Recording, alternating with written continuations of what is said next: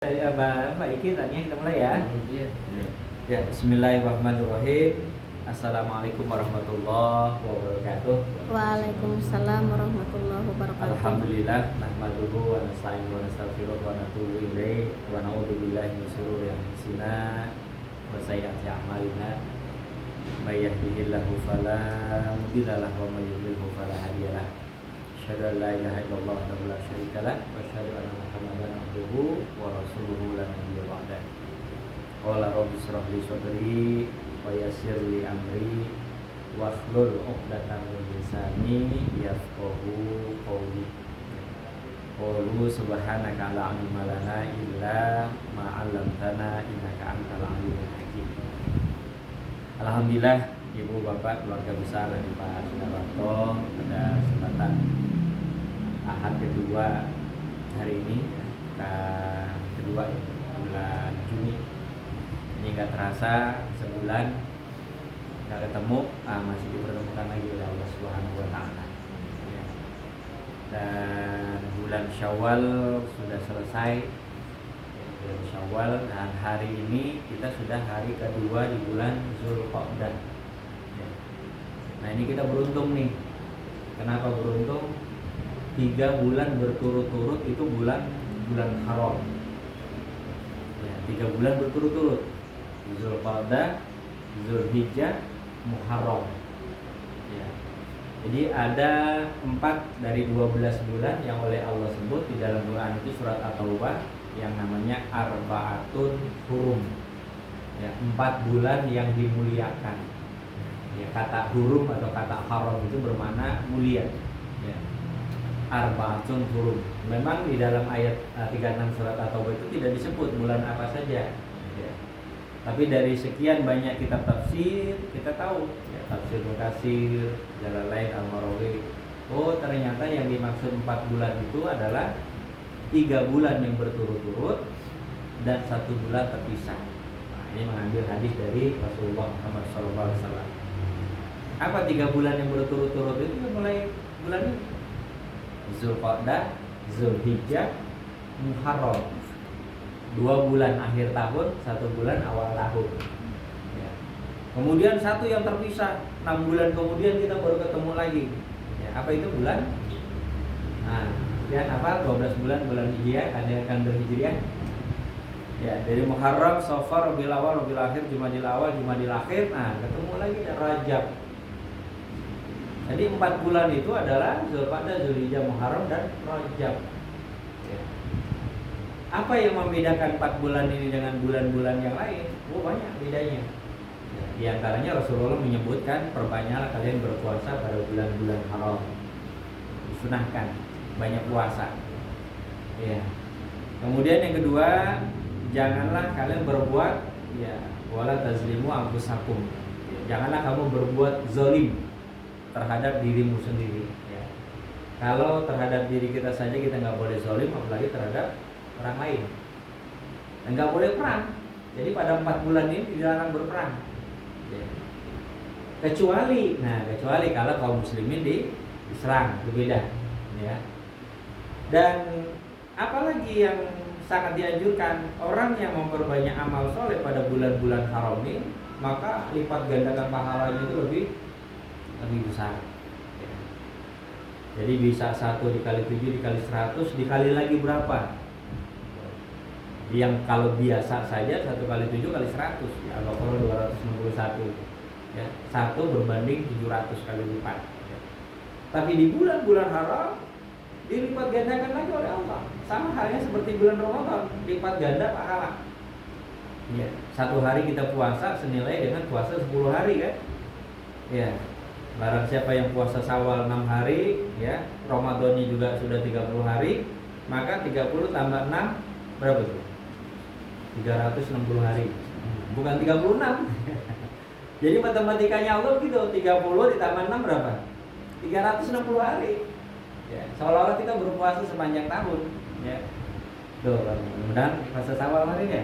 Baik kita nih ya, material puasa Syawal enggak? Alhamdulillah. Nah, Ibu enggak? Silakan Ibu. Silakan Bu. Jadi beruntunglah orang yang puasa Syawal. Kalau sekarang udah lewat Syawalnya. Ya.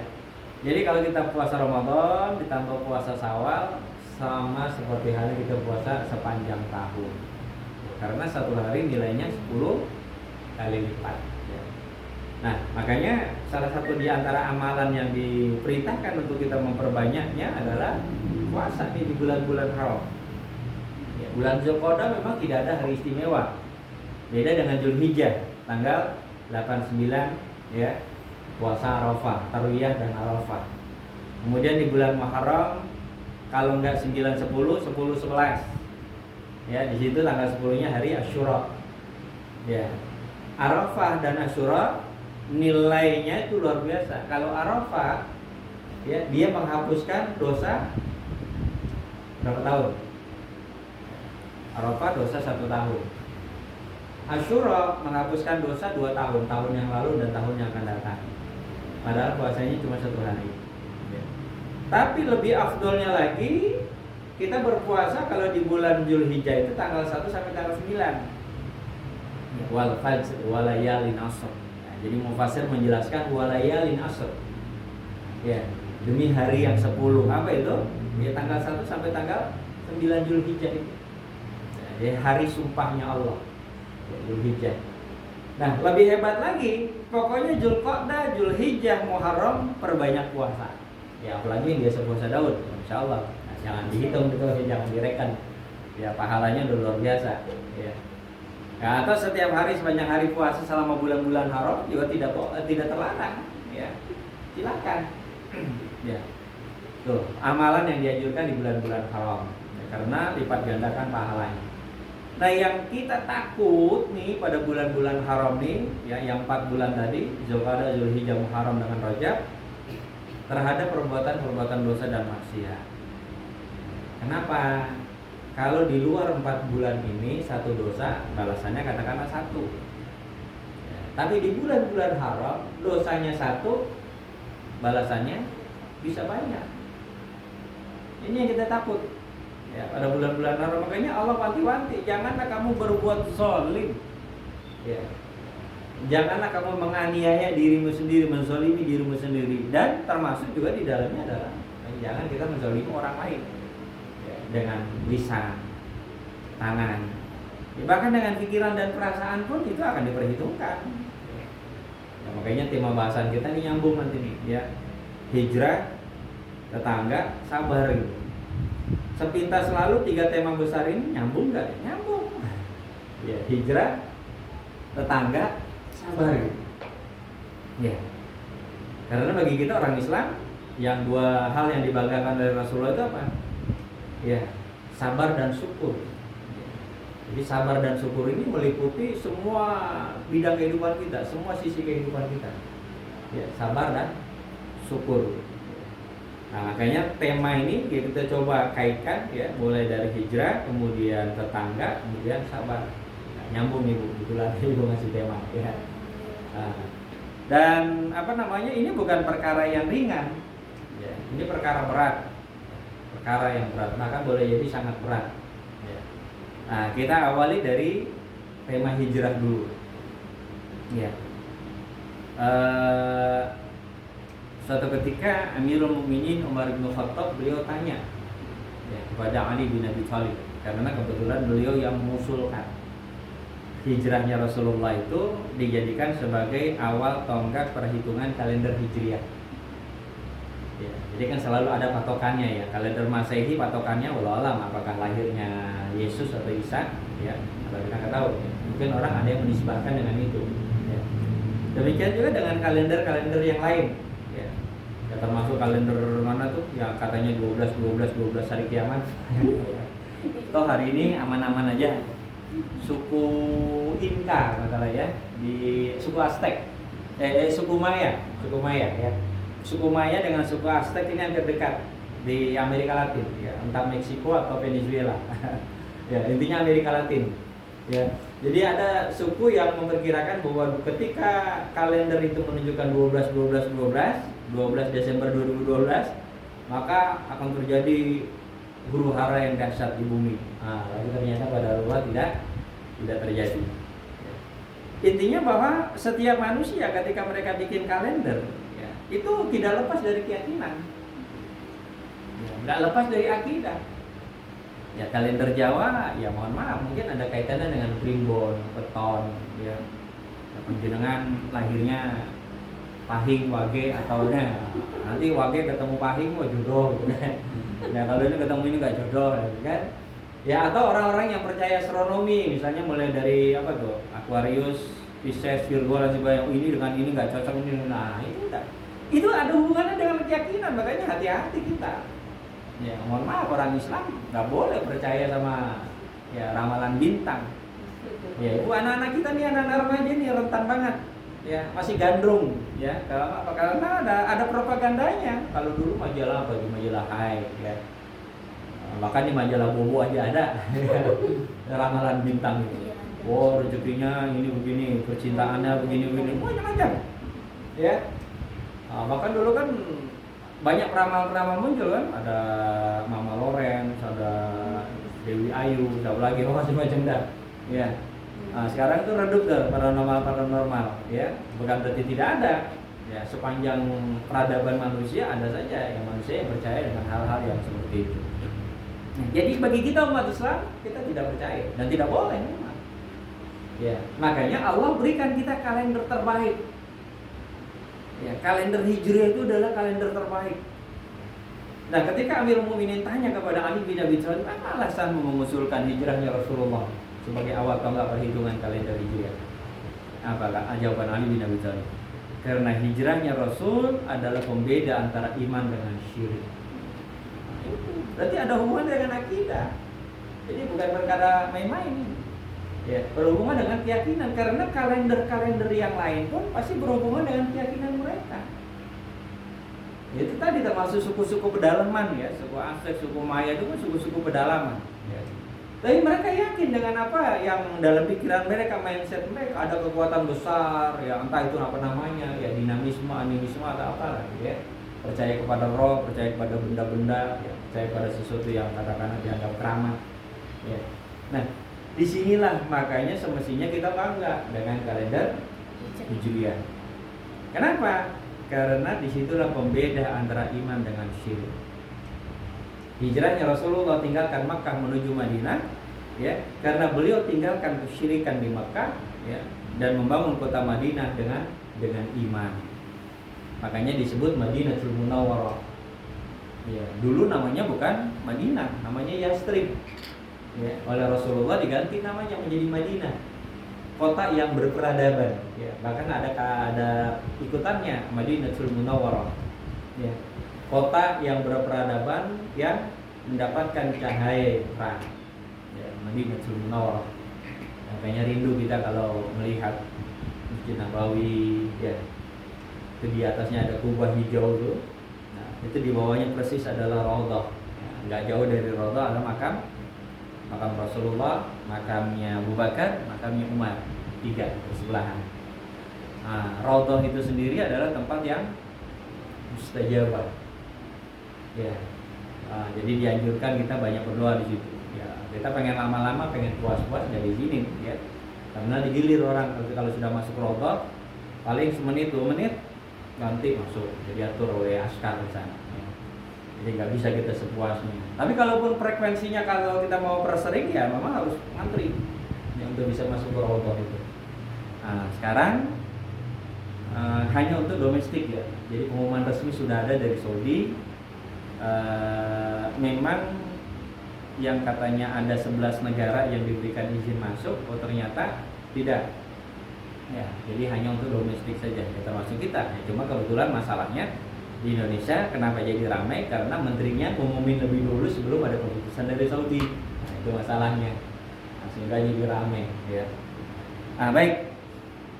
Jadi hijrahnya Rasulullah ini menjadi penting karena tonggak pembeda ya antara tauhid dengan kesyirikan. Dan itulah yang menjadi alasan Ali bin Abi Thalib yang menjadikan dasar perhitungan kalender Hijriah. Banyak sahabat dulu yang mengusulkan bagaimana kalau lahirnya Rasulullah, bagaimana kalau perang Badar, bagaimana kalau Isra Mi'rajnya Rasulullah. Banyak usulan. Ya, cuma Amirul Mukminin pada akhirnya ya menyepakati bahwa hijrahnya Rasulullah ini adalah awal tonggak perhitungan kalender Hijriah. Jadi bukan pada Muharramnya, ya.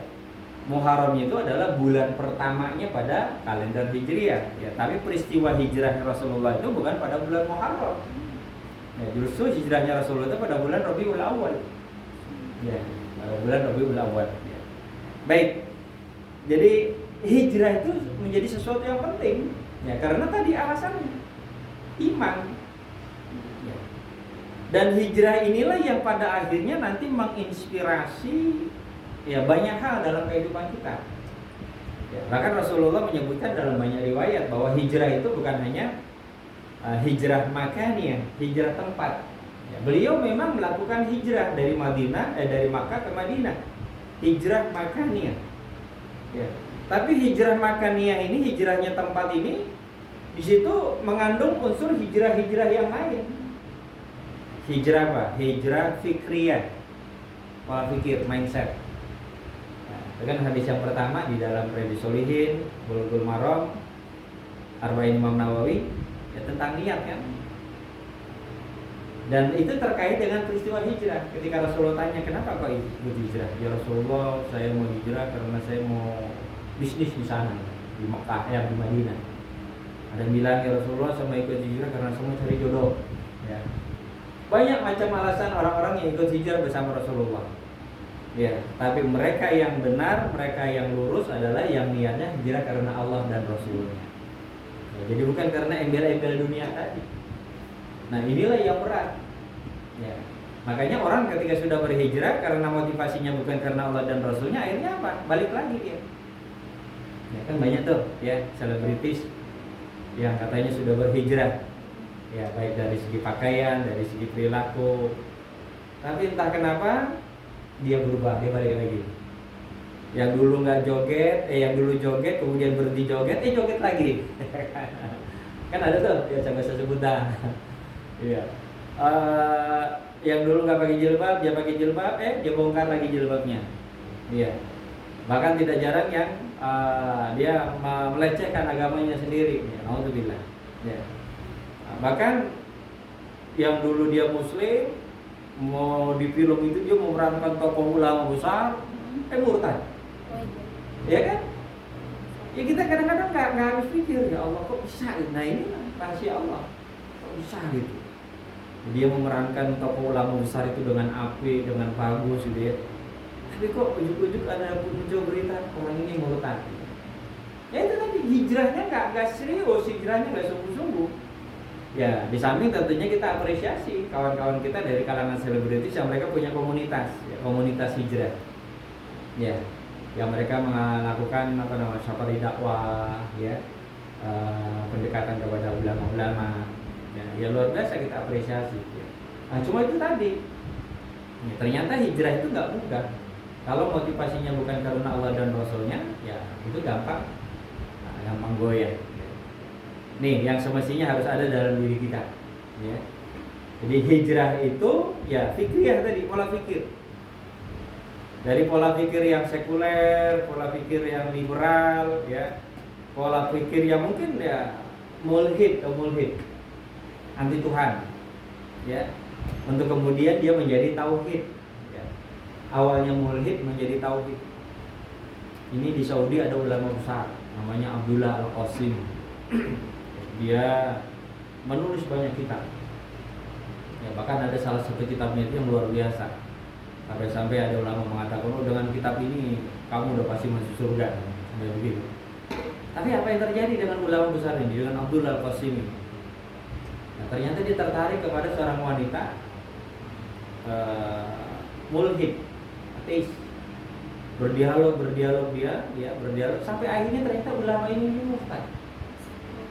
Bayangkan, seorang ulama besar saja bisa murtad, apalagi model kita. Kalau kita nggak jaga, kita nggak pelihara, kita punya iman. Jadi hijrah itu ternyata memang berat. Kalau hijrahnya mungkin orang bilang gampang, istiqomahnya itu yang berat. Hijrah mungkin gampang, Dari nggak pakai jilbab jadi pakai jilbab, jadi jilbab biasa jadi jilbab syar'i, itu mungkin gampang, ya. Tetapi untuk istiqomahnya itu berat. Banyak orang yang ya macam-macam membuli, mencaci maki, ya, itu di PowerPoint ada itu ya bahannya, ya. Dan itu adalah bagian dari ujian, ya.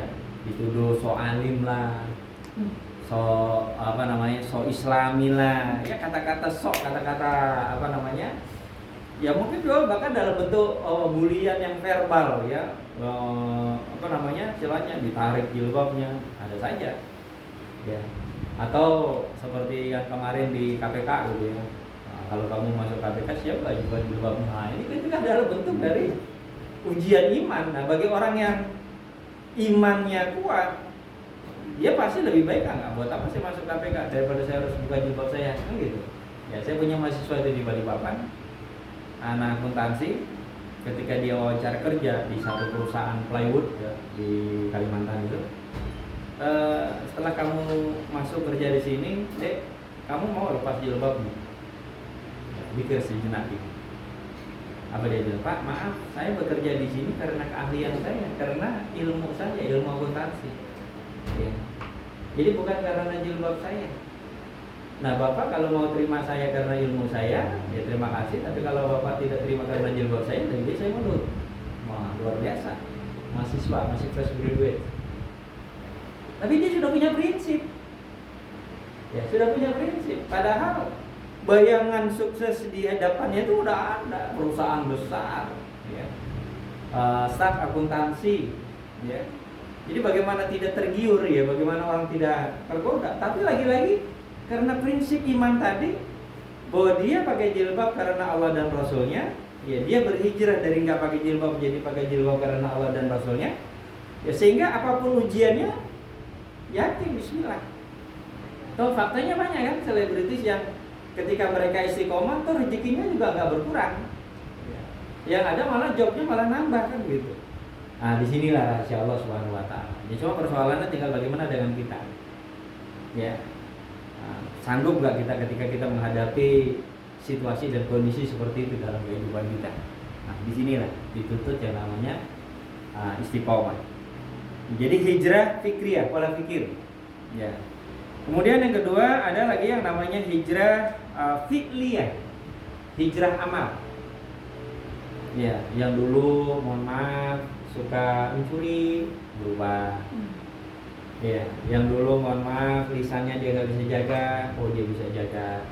Ya, yang matanya dia nggak bisa jaga, setelah hijrah dia jaga. Semuanya dia jaga betul. Ya, hijrah fi'liyah.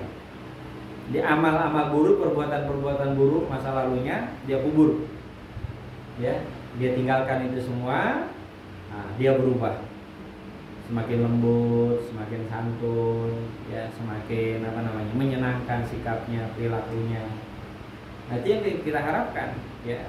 Ibarat ulat, ketika ulat itu berpuasa jadi kepompong, ya, selesai jadi kepompong dia menjadi kupu-kupu yang indah, kan gitu. Nah itu proses hijrah tuh, ya, jadi kita bisa belajar dari metamorfosis ulat menjadi kupu-kupu, ya, bahwa itu adalah proses hijrah dari sesuatu yang bikin gatal, menjijikkan, menjengkelkan.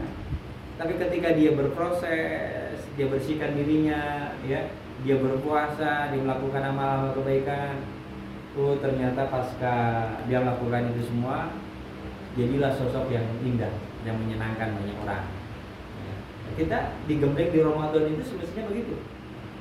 Ya, jadi Ramadan ini ibaratnya adalah rumah kepompong kita. Ya, kita puasa, menahan diri dari segala sesuatu yang tidak saja membatalkan pahala puasa, tapi dari segala sesuatu yang membatalkan pahala puasa, kan itu yang kita lakukan. Ya, makanan haram siang hari, makanan halal siang hari, mohon maaf saya lagi puasa. Ya kan, kita katakan bahwa ini nggak boleh, belum waktunya. Kalau yang halal saja kita bisa jaga diri kita, apalagi terhadap sesuatu yang haram. Nah, itu contoh bahwa orang yang kalau dia sudah hijrah karena Allah dan Rasulnya, ujian, cobaan kayak apapun dia gak tergiur. Ya. Hijrah fi'liyah, ya, perbuatan. Kemudian hijrah jasa di apa jasa hijrah syuur ya, pikiran dan perasaan ya. Atau tidak jarang orang bertindak, orang berbuat itu motifnya itu dari pikiran dan perasaan, niatnya ya. Jadi dari pikiran dan perasaan, dari niatnya. Bu, alhamdulillah ya Bu, silakan Bu ya. Jadi ini masih bahas macam-macam hijrah Bu. Nah, macam-macam hijrah dimulai dari hijrah fikriyah ya, kemudian hijrah makaniyah tempat ya, kemudian hijrah fi'liyah amal perbuatan, hijrah syuuriyah nih, pikiran dan perasaan ya. Hati-hati di dalam agama kita ya, pikiran dan perasaan itu diperhitungkan. Memang nggak nampak, nggak kelihatan, orang nggak bisa baca ya, bahwa orang ini jahat atau tidak ya. Tapi ingat, pikiran dan perasaan itu bisa jadi motif. Motif itu artinya sesuatu yang mendorong ya. Kalau kata Bang Napi apa? Kejahatan terjadi karena ada niat dan kesempatan. Niat dulu, berangkat dari niat dulu ya. Niat inilah motif, dorongan dari pikiran dan perasaan orang untuk berbuat jahat. Wah, ntar malam nih, nah dia rencanakan lah, disusun lah. Nah, besok awas, dia rencanakan, dia susun, kan begitu ya. Itu sudah jadi satu satu dorongan yang besar buat orang untuk bertindak ya, untuk berbuat ya. Nah, makanya kita hati-hati dengan pikiran dan perasaan kita ya, karena ya itu tadi ya, manakala kita tidak mampu mengendalikan pikiran dan perasaan kita, maka kitalah yang pada akhirnya nanti akan dikendalikan ya hawa nafsu yang lebih dominan. Alhamdulillah. Nah, itulah tadi beberapa jenis hijrah ya. Masih banyak lagi sebetulnya kalau kita lihat di situ ya, pembagian ataupun pengelompokan tentang hijrah ya. Hijrah misalnya kalau kita ya, kalau hijrah makaniyah itu berhubungan dengan tempat, kita tinggal di tempat yang tidak aman, tempat yang kurang kondusif untuk anak-anak, boleh hijrah ya. Nah, bahkan ya, terlepas dari polemik misalnya yang terjadi di Palestina, kan ada ulama yang mengatakan hijrah saja ya, ada yang begitu kan. Sementara ada yang lain mengatakan tidak, justru bumi Palestina ini adalah tujuan hijrah ya. Bumi Palestina ini adalah justru tempat orang berhijrah menuju ke sana. Jadi bukan justru meninggalkan tanah suci Palestina, Yerusalem ya. Jadi lepas dari debat ya, ada yang seperti itu ya, persoalan mana yang benar mana yang salah gitu ya. Ya, tapi bagi kita ya, bahwa bumi Palestina itu adalah bumi yang diwariskan oleh Allah untuk hamba-hambanya yang beriman ya. Nah, terlepas dari polemik ya, karena memang ada suara yang mengatakan bahwa kenapa mereka nggak berhijrah saja ya, tinggalkan bumi Palestina, cari tempat yang lain ya. Nah, kalau itu yang terjadi ya, kita nggak bisa bayangkan ya, bagaimana nasib Masjidil Aqsa ya. Apalagi kemarin masih katanya gencatan senjata, mereka sendiri melanggar ya. Itulah sifat orang-orang Yahudi ya. Sifat orang-orang Yahudi. Nah, Ibu Bapak rahimahumullah, hijrah dalam bentuk yang lain ya, segera banyak sekali ya. Ya, termasuk bahkan Rasulullah bersabda ketika orang yang menahan dirinya dari segala sesuatu yang terlarang, maka kata Rasulullah, fa anta muhajir, bahwa Anda adalah seorang yang berhijrah ya. Al hijratu ma nahallahu anhu ya. Jadi hijrah itu kata Rasulullah adalah orang yang mengendalikan dirinya, menahan dirinya dari apa-apa yang dilarang oleh Allah. Itu hijrah. Nah, itu masuk nanti hijrah fikriyah, hijrah fi'liyah ya, hijrah syuuriyah itu masuk di situ. Kemudian juga ketika seseorang itu mereka sholat ya, mengerjakan sholat ya, mengerjakan amal-amal soleh lah, maka kata Rasulullah itu bahwa orang itu juga sedang hijrah ya, sedang berhijrah. Jadi hijrah ini luas maknanya ya, luas sekali, bukan saja dalam konteks dari segi fashion, pakaian, gaya hidup ya. Intinya semua apapun yang berhubungan dengan kehidupan kita ya, kalau itu tidak sesuai dengan tuntunan ajaran agama kita, maka tinggalkan Ya, makanya muncul istilah namanya Islamic worldview. Ya, bagaimana kita memandang segala sesuatu itu dengan sudut pandang Islam. Ya, kalau orang kafir, apa yang menjadi dasar pertimbangan mereka? Ini logika, logiko, hipotetiko, verifikatif. Nah, itu dasarnya. Ya, bahasa ilmiahnya gitu, logiko, logika. Boleh tidak, baik, buruk, benar, salah, dari sini dulu. Timbangan akal. Kemudian apa? Mereka melakukan hipotesa, bener nggak nih? Nah, mereka melakukan hipotesa, eksperimen. Ya, berbagai macam bentuk uji lab lah, uji lab atau uji lingkungan gitu ya. Mereka hitung dengan rumus, katakanlah ya, dengan matematika, dengan statistik dan sebagainya. Hipotetiko, hipotesa. Ya. Kemudian verifikatif itu adalah hasil dari hipotesa itu apa? Kemudian mereka terapkan. Ingat sandarannya apa? Akal, logika. Jadi kalau segala sesuatu yang nggak sesuai dengan logikanya, ya mereka tolak. Itu nggak masuk akal. Nah, mereka tolak pasti. Tapi kalau kita orang Islam, apa landasan berpikir kita? Ya billah ma'allah ilallah. Ya fa'ainallah kan gitu. Ya. Bukan pakai logika kita, tapi bagaimana Allah fa'ainallah. Ya, ketika ada seorang anak gembala, dia menggembalakan kambing tuannya begitu banyak. Umar datang, hendak menguji ini anak. Nah, gimana kalau kambingmu aku beli satu? Nanti kamu bilang sama majikanmu bahwa kambingnya dimakan serigala. Ya. Kalau anak sekarang lugu, mungkin iya. Oh iya, masa tuan saya mau ngitung kambingnya kayak banyak kayak gini? Mungkin logika kita begitu kan? Gak mungkin dia dihitung kambing sebanyak ini tiap hari kan. Kalau cuma satu ekor mah ya jamak lah kan. Tapi anak ini mengatakan oh tidak, fa'ainallah. Wahai Tuhan, kalau begitu di mana Allah? Baru anak-anak aja dulu cara berpikirnya begitu luar biasa. Kan banyak Bu di YouTube itu ya. Mungkin prank, tujuannya nge-prank gitu ya. Tapi dari sini kita bisa belajar. Ya, ada orang buta jatuhin duit, ada orang yang ketemu di jalan, orang yang jujur dia pasti akan serahkan semuanya. Oh, ini orang buta, kasihan. Jangan diambil uang, serahkan. Tapi ternyata banyak perilaku orang yang pada satu sisi dia ambil, dia bantuin, tapi itu uangnya dia diambil, dikantongin. Oh, ternyata ngeprank, ada kamera. Mau ngelak bagaimana? Ya, malu kan? Ya. Dan memang realitas yang ada itu begitu. Ya. Realitas yang ada itu begitu. Kenapa? Karena fondasinya lemah. Fa'ainallahnya itu kita nggak yakin. Tapi kalau kita yakin fa'ainallah, bagaimana dengan Allah? Apapun kesempatannya kita untuk berbuat curang, berbuat maksiat, maka fa'ainallah. Kita mau melakukan ini fa'ainallah. Gimana dengan Allah? Ya. Kita mau hendak berbuat ini fa'ainallah. Itu tauhid. Ya, keyakinan akan Allah, bahwa Allah memantau, Allah melihat ya. Hal-hal yang tersurat, hal-hal yang tersirat, ya Allah Maha tahu. Ya, kita nggak bisa bantah. Ya.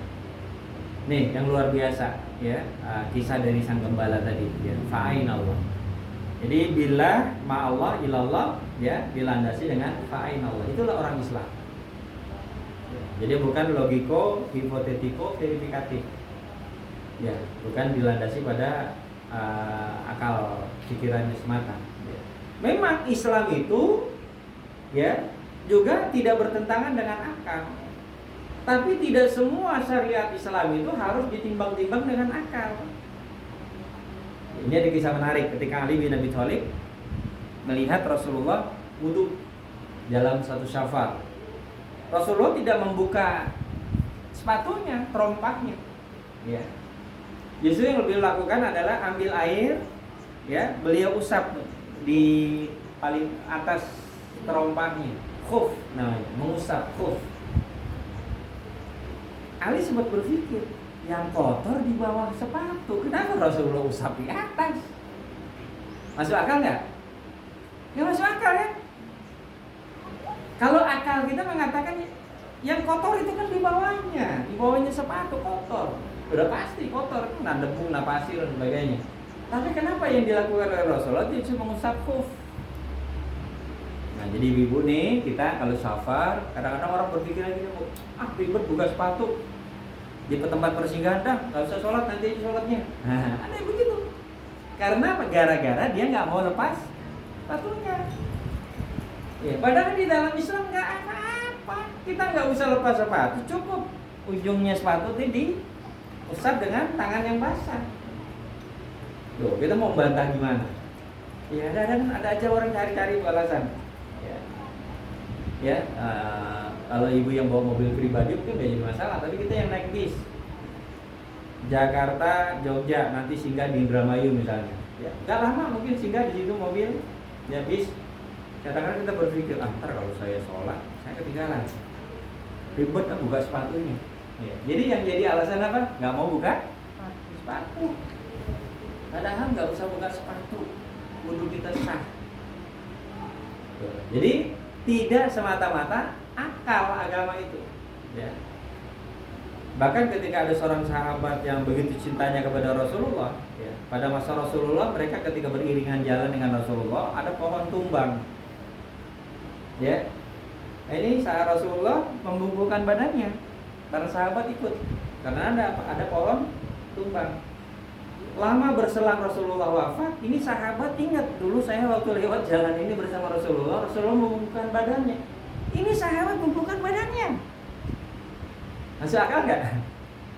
Mungkin orang mengatakan ini gila. Kenapa dia membungkukkan badannya? Kayu nggak ada, halangan arah rintang tidak ada. Tapi sahabat ini mengatakan dulu Rasulullah melakukan itu. Cintanya lah kepada Rasulullah yang mendorong dia melakukan itu. Ya, tuh. Jadi nggak semata-mata dengan akal, timbang-timbangnya itu bukan dengan akal. Cinta. Ya orang kalau cinta kepada Rasulullah, ya apapun yang dilakukan Rasulullah dia akan lakukan. Ya, termasuk yang dilakukan oleh sahabat tadi. Ya, itu luar biasa itu. Ya. Dan itulah yang menghantarkan kita kepada Allah, yang mendekatkan diri kita kepada Allah. Kenapa? Karena cinta kita kepada Rasulullah. Jadi sekali lagi, bila ma'allah ilallah, ya, itu dasar pijakan kita, ya. Kalau tiga-tiganya ini mungkin masih berat, tambah satu lagi, fa'ainallah. Ketika Anda mengatakan yes or no, fa'ainallah dulu, ya. Jadi nggak mudah mengatakan yes or no itu, ya atau tidak gitu ya. Nah, tapi kalau bagi orang kafir, ya atau tidaknya itu logika, dia lakukan hipotesa, kemudian dia melakukan tindakan. Beda dasar pijakannya. Ya makanya Islamic worldview. Jadi bagaimana kita memandang sesuatu itu dengan sudut pandang agama kita, sudut pandang Islam. Ya, bukan sudut pandang orang lain. Susah hidup kita kalau hidup kita menjalani kehidupan sesuai dengan omongan tetangga. Nah, nyambung nih. Ya kan? Susah. Termasuk orang yang berhijrah itu pasti akan wow, ya kan omongan tetangga. Ya, macam-macam omongannya. Ya, tuduhan ini loh, wah ini pengen ini. Tunggu dia pakai jilbab, tunggu dia pakai cadar, wah jangan radikal ya macam-macam ya. Ya, itu udah biasa. Ya, hal-hal yang seperti itu manakala seseorang berhijrah, manakala seseorang berupaya untuk dirinya menjadi lebih baik, udah pasti ujian, cobaan akan datang. Ya, baik di lingkungan masyarakat, gak usah jauh-jauh, dari lingkungan keluarga aja pun bisa saja. Ya, ada jamaah konsultasi saya punya keluarga kok begini amat, kenapa Bu? Ya, seolah-olah bahwa kalau orang ngomong akhi, ukhti, ngomong insya Allah, ngomong afwan, ngomong na'am, itu terlalu lebay katanya. Kan gimana menghadapi orang kayak gini saya sih? Dijelaskan ya bahwa kita orang Indonesia itu nggak bisa dicabut akar sejarahnya dari Arab. Bahkan banyak bahasa Indonesia yang diserap dari bahasa Arab. Ya, Majelis Permusyawaratan Rakyat, Dewan Perwakilan Rakyat, Mahkamah, hari-hari semuanya bahasa Arab. Angka ini yang kita kenali itu adalah sumbangan dari ilmuwan Muslim, ilmuwan Arab. Ya. Jadi nggak bisa dicabut akar sejarah kita nih, asal muasal kita nih, ya dari Arab. Ya, tapi orang-orang yang benci lah, ya sampai ngomong kadrun macam istilah ya. Padahal dia nggak sadar. Anda sholat bahasa Indonesia, Anda pakai ini bahasa Arab dia pakai, ya. Kemudian kita pergi haji kemana? Ke Arab kan begitu. Masa pergi hajinya ke, kalau di Sulawesi Selatan ini ada namanya Gunung Bawah Kareng, ya. Ibu yang pernah ke Sulawesi Selatan itu ada orang haji di sana itu katanya kalau sudah ke Gunung Bawah Kareng sudah haji gitu ya. Ya, jadi tawaf apa sih kan di puncak gunung, ya, di daerah gua itu, ya, Gunung Bawah Kareng. Masih ada Bu sampai hari ini yang punya keyakinan begitu, ya. Nah, mungkin nggak tahu apa karena landasannya kebenciannya kepada Arab atau tidak, ya. Tapi yang pasti bahwa di negeri ini banyak orang yang anti terhadap segala sesuatu yang berbau Arab, ya, seperti tadi itu seorang jamaah dia sampaikan, ya. Ya jadi ya ironis aja gitu, ya. Sampai-sampai ya akhirnya apa? Nggak mau terima Islam dari Arab, ya bikinlah Islam Nusantara kan begitu, ya. Sampai-sampai sa'inya bukan baca doa, sa'inya nyanyi, ya kan? Itu sempat viral tuh, ya. Jadi dia merusak, ya. Nanti orang Betawi bilang Allah yang berdua banget. Kenapa nggak mau pakai bahasa Arab? Ya, nah, orang Padang Tuhan, Gadang, kan? Iya, rusak deh. Kalau sholat nggak mau pakai bahasa Arab, pakai bahasa daerah masing-masing. Ya, ya. Nah itulah ibu bapak rahimahullah. Pasti orang yang mau menjalankan Islam dengan baik, ya termasuk ketika dia sudah berhijrah, pasti banyak ujian, banyak cobaan. Ya. Makanya yang dituntut dari kita adalah istiqomah, ya, di dalam hijrah. Ya. Termasuk hijrah, ya termasuk ini katakanlah ini lagi pandemi gitu ya. Ini kan pernah terjadi pada masa Amirul Mukminin Umar bin Khattab. Ya. Beliau mendatangi satu wilayah yang terkena wabah. Banyak pertimbangan sahabat. Ada yang mengusulkan beliau tetap masuk, ada yang mengatakan beliau kembali balik. Ya. Nah, akhirnya apa? Ada sahabat yang mendengar kalau Rasulullah pernah sampaikan, ya ketika terjadi wabah pada satu tempat, janganlah orang yang di dalam terdampak wabah itu keluar, dan janganlah orang yang di luar masuk. Nah, sampaikan hadis itu kepada Umar. Apa beliau bilang? Kalau begitu kita balik. Ada orang yang nyeletuk, ya Umar, kenapa Anda takut kepada takdir Allah? Apa kata beliau? Tidak, saya tidak takut. Saya hanya berpindah dari takdir yang satu kepada takdir yang lain. Itu jawaban beliau. Ya, berpindah dari takdir yang satu kepada takdir yang lain. Ya makanya kan sekarang ini banyak sudut pandang yang berbeda orang menyikapi masalah Covid. Ada yang sholatnya masih 2 meter gitu ya. Softnya, ada yang memang sudah berani rapat, ya. Ada yang karpetnya nggak boleh digelar, ada yang karpetnya udah digulung dari tahun dulu sampai sekarang. Ya kan sudut pandang itu tadi. Ya. Termasuk ketika pemerintah mengumumkan pembatalan haji, ya, bahwa alasan utamanya adalah pandemi. Ya. Ya tapi bagi beberapa ulama yang lain, kenapa mesti takut? Ada yang viral yang terakhir nih, Pak Ihsanuddin Nursi, ya, seorang ekonom. Dia katakan kalau alasan pandemi di Cina udah ada maraton massal, ya di mana lagi tuh? Di India orang mandi di Sungai Gangga massal. Oh di mana lagi yang orang-orang kerumun? Bahkan di Indonesia kemarin yang antri di BTS Meal ya, iya. Apa sih itu BTS Meal? Iya, Korea. Katanya cuma nasi, ayam, nugget Ayam juga ada kok. Ya? Berapa tuh satu porsi berapa tuh? 500.000 ya? Iya kalau Iya kan, itu kan katanya wartegnya Amerika ke kongsi dengan McD dijual di Indonesia. Kenapa orang bisa norak gitu? Bahkan sampai menteri itu ikut antri Pak BUMN karena anaknya minta. saya tidak mau kayak gitu. Iya, tapi cuma cukup minta maaf saja pengelolanya. Padahal itu udah satu pelanggaran sebetulnya kalau kita mau adil.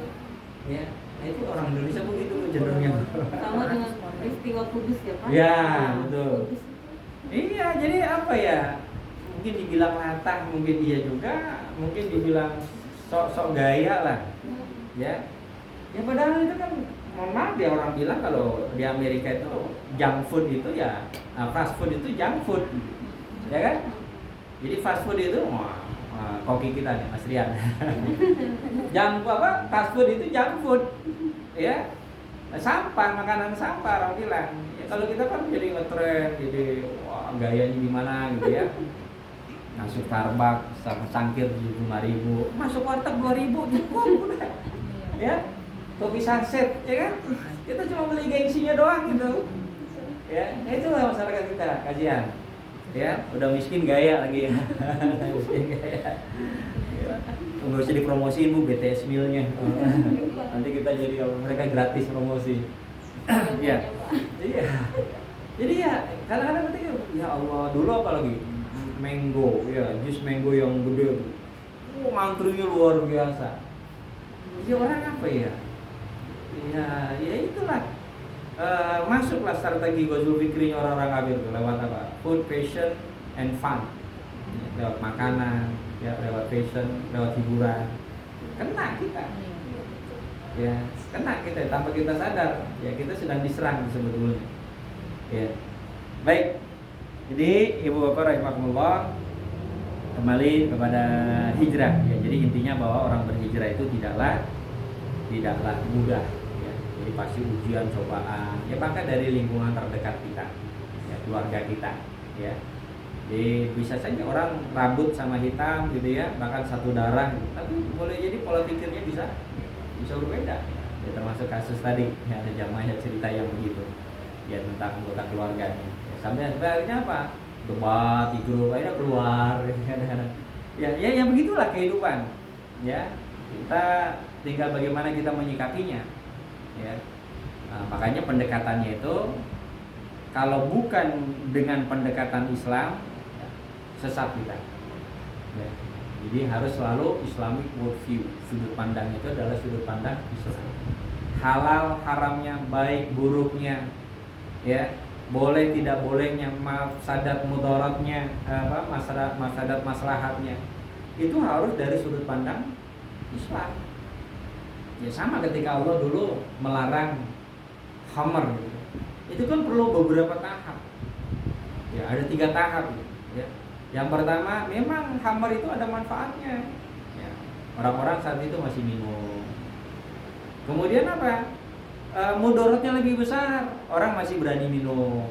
Baru sampai akhirnya yang ketiga Allah katakan jangan najis perbuatan setan, tinggalkan. Sampai-sampai Madinah itu banjir dengan arak. Ya, karena apa? Karena orang dengan kesadaran sendiri membuang tong-tongnya yang berisi arak itu dibuang. Ya, perlu proses memang itu, ya, untuk melakukan itu. Ya. Nah, sama halnya ketika kita ya mau hijrah, ya pasti tidak tidak semulus yang kita bayangkan. Ya pasti ada ujian, ya cobaan yang berat. Nah kemudian ya tadi ya di dalam aplikasinya hijrah itu bukan saja hijrah makania, ya kita tinggalkan tempat tinggal kita yang kurang baik, lingkungan yang kurang baik, kita cari tempat yang baik, ya. Nah ini nyambung nih dengan masalah tetangga, ya ketika kita sadar bahwa kita berada di lingkungan yang kurang kondusif, kenapa? Oh ternyata tetangga kita bukan orang baik, misalnya. Oh ada warga yang punya kebiasaan yang kurang baik, maka tuntutan hijrah berlaku buat kita. Termasuk ketika kita hendak berhijrah mau tinggal di suatu tempat, ya. Kita mau beli rumah nih di kompleks perumahan, ya. Kita harus tahu dulu sebelum kita beli rumah nih lingkungan kita saat itu seperti apa. Ini harus. Jadi bukan karena prestis semata. Ya banyak orang beli perumahan itu, beli klaster itu karena pertimbangannya apa? Prestis. Wah, semua rekor keren. Ya, apalagi macam-macam lah. Ya, intinya apa? Gengsi mata. Tapi tanpa dia sadar, dia berada di lingkungan yang rusak. Ya. Apalagi kalau kita sudah punya anak. Ya, anak kita bergaul dengan tetangga. Ya, nah kalau tetangganya kurang baik, ini kita khawatir. Ya, makanya banyak anak-anak itu kalau ngobrol ya sama temennya keluar kata-kata kotor, keluar umpatan. Dari mana itu dia? Padahal kita orang tuanya nggak ngajarin. Ini tetangga, anak tetangga, lingkungan tetangga. Ya. Sehingga muncul kata-kata seperti itu. Nah, kita mau bagaimana kalau sudah seperti itu anak kita terbentuk? Nah, makanya penting juga ketika kita berhijrah, maka nih ya dari satu tempat ke tempat yang lain, yang harus kita pahami bagaimana lingkungannya kondusif tidak untuk pendidikan anak. Ya, makanya kan banyak orang-orang kaya dia punya inisiatif bikin klaster muslim, ya. Jadi apa namanya? Dengan harapan kalau klasternya itu adalah klaster muslim, ya, insya Allah kehidupan akan lebih baik. Ya, berbeda dengan lingkungan ketika nggak jelas ya, siapa warga atau siapa orang yang tinggal di situ. Ya termasuk mohon maaf nih di Bekasi ini kan lagi menjamur nih apa nih? Apartemen. Ya di wilayah timur, wilayah selatan, utara, ya barat itu apartemen menjamur ya, luar biasa. Kabupaten Jakarta gitu ya. Apartemen dalam sudut pandang agama kita perlu ada kehati-hatian. Ya. Kenapa? Orang yang tinggal di apartemen itu cenderung anania, cenderung egois. Ya, bahkan boleh jadi tetangga kamar itu nggak kenal siapa dia, ya. Dan ya mungkin orang juga nggak saling tegur, nggak saling apa. Kenapa?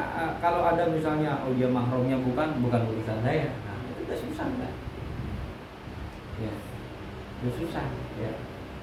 Mungkin kalau mau beli apartemen untuk investasi mau dijual lagi mungkin tidak ada masalah. Ya. Tapi kalau mau beli apartemen itu tinggal di situ, ya yang harus kita perhitungkan adalah lingkungannya. Ya. Jadi bukan karena prestisnya. Ya, bukan karena apa istilahnya gengsinya kita beli apartemen. Ya, jadi ini yang kita takutkan, ya. Karena apa? Ya karena itu tadi dampak apa, lingkungan ini secara psikologis juga kalau lingkungannya jelek dia akan berdampak jelek kepada ya, terutama anak-anak kita. Ya, makanya kenali dulu sebelum kita beli rumah, ya beli apartemen untuk tempat tinggal kita, ya.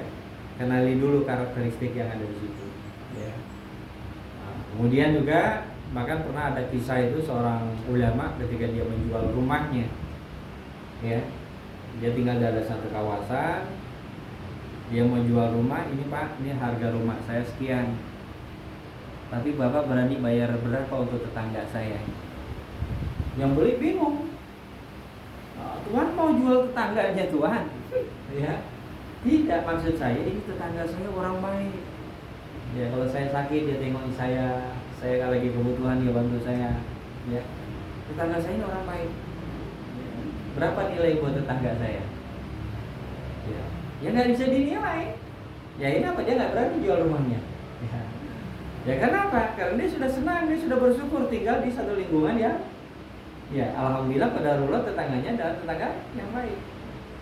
Siapa sih tetangga? Ya kalau kata Rasulullah itu bahkan oleh Imam Syafi'i juga beliau lebih sepakat kalau tetangga itu adalah 40 rumah depan, belakang, kiri, kanan. Itu tetangga. Makanya kan rukun tetangga. Satu RT berapa kakak? Ya itu nggak jauh dari angka itu. Ya 4 kisaran 40 90 dah. Ya kalau sudah 120 mungkin pemekaran RT kan begitu ya. Ya itulah kan yang terjadi. Jadi memang tidak salah konsep Rasulullah, ya konsep agama kita tentang tetangga itu memang begitu. Ya, lingkungan RT itulah yang kita dikatakan tetangga. Ya. Nah, tetangga yang kita prioritaskan adalah tetangga yang pintunya paling dekat dengan pintu rumah kita. Maka ada hadisnya tuh. Jadi Rasulullah tentang tetangga yang kita prioritaskan. Ya. Bahkan sampai-sampai malaikat Jibril itu ketika Islam mengajarkan bagaimana kita berbuat baik sama tetangga, seolah-olah tetangga itu yang mewarisi harta kita, ya, sampai-sampai seperti itu. Ya. Nah, kayaknya di situ ada beberapa adab, ya. Ini banyak sekali bahasa tentang tetangga. Jadi hijrah, tetangga, ya.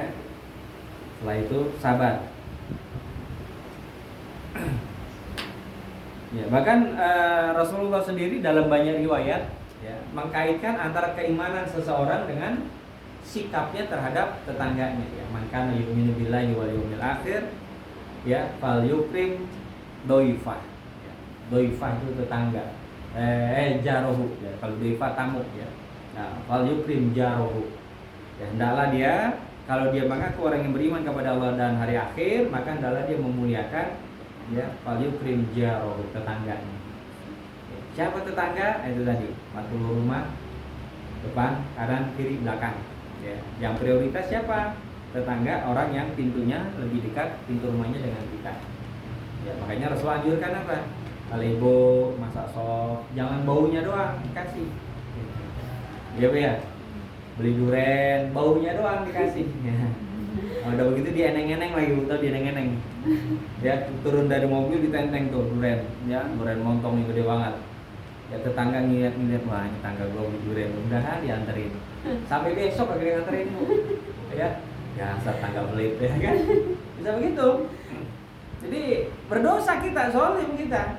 Ya kalau cuma baunya sop doang, baunya semur doang, ya, baunya kue doang kita bagi, baunya saja, ya, baunya duren, baunya nangka, ini apa, buah-buahan yang menyengat baunya, ya, maka seharusnya kita bagi. Rasul anjurkan perbanyak kuahnya, ya, perbanyak kuahnya. Ini secara tidak langsung Rasul menganjurkan juga isinya. Masa kita bagi tetangga kuahnya doang, ya kan? Ngasih sayur kuahnya doang, ngasih sop kuahnya doang, tidak, kan tentu dengan, ya, dengan isinya. Sekalipun mungkin isinya nggak sebanyak kuahnya, ya.